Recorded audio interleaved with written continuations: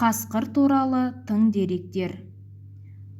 Қасқырлар өте төзімді келеді және өз аумағында ең қаһарлы жыртқыш саналады.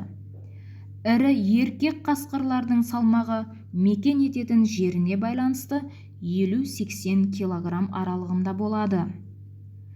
Неғұрлым солтүстікке жақын мекендесе, соғұрлым ірі болады.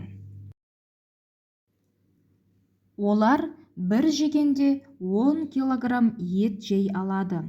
Ауа райы жайлы болса, қасқырлар орман ішінде 9 километр жердегі дыбысты ести алады екен. Ал ашық далада 16 километр қашықтықтағы дыбысты құлағы сезеді. Сондай-ақ тірі жануардың иісін 1,5 шақырымнан анық сезе алады. Қасқыр тәкаппар, кербез, дербестікті, еркіндікті сүйеді. Қасқыр ең алдымен көзсіз батырлықтың символы. Ол қақтығыстан қайтпайды. Кез келген айқаста немесе жеңгенше не өлгенше алысады. Әйтеуір аяғына дейін жеткізеді. Қасқыр өлексе жеуден қашады. Ол тек қана балғын, жас етпен қоректенеді. Яғни өз бойын ағзасын таза ұстайды. Қасқырлар бір-бірін келе жатқан қауіп-қатерден сақтандыру үшін ұлиды.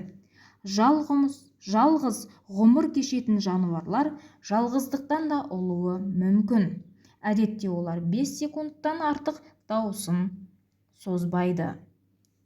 Қасқырдың ойлағаны арамдық, қойдың ойлағаны амандық.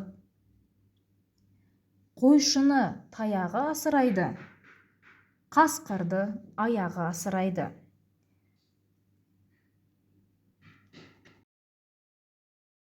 Ең кішкентай қасқырлар.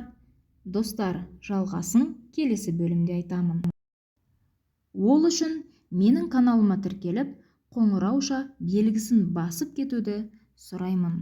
Келесіде кездескенше.